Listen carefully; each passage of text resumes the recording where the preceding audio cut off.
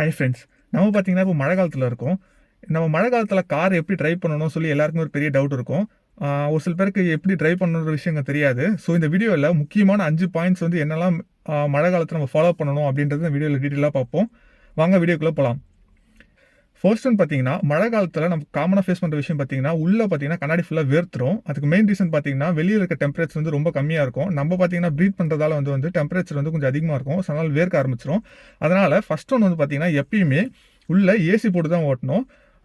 ஏசினா வந்து கூலிங் அதிகமாக இருக்கக்கூடாது. லைக் வந்து கூலிங் வந்து கம்மியாக இருக்கணும். லைக் வந்து எப்படி சொல்கிறோம்னா, டெம்பரேச்சர் அதிகமாக இருக்கணும். நம்ம வந்து ஹீட்டர்னு சொல்லுவோம் அதை.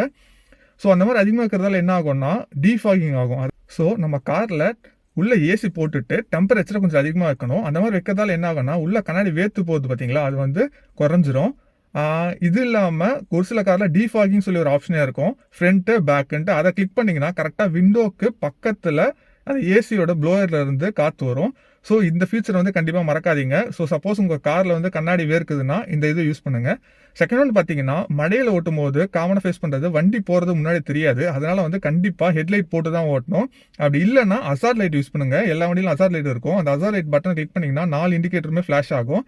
அதே மாதிரி இதில் ஒரே ஒரு விஷயம் என்னென்னா, ஹெட்லைட் போடும்போது ஹை பீம் யூஸ் பண்ணாதீங்க. ஏன்னா ஹை பீம் யூஸ் பண்ணிங்கன்னா மழை ட்ராப்லெட் படும்போது அதில் எதில் வரவங்களுக்கு பட்டு கண்ணு கூசும். அதனால் வந்து லோ பீம் மட்டும் யூஸ் பண்ணுங்கள். அப்போ தான்.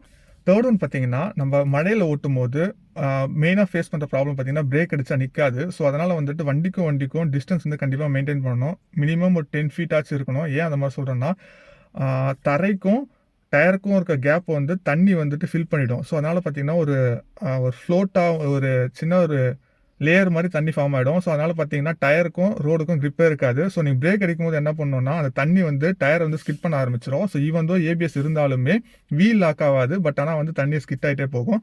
ஸோ அதனால் வந்து ஒரு சேஃபான டிஸ்டன்ஸை மெயின்டைன் பண்ணுங்கள்.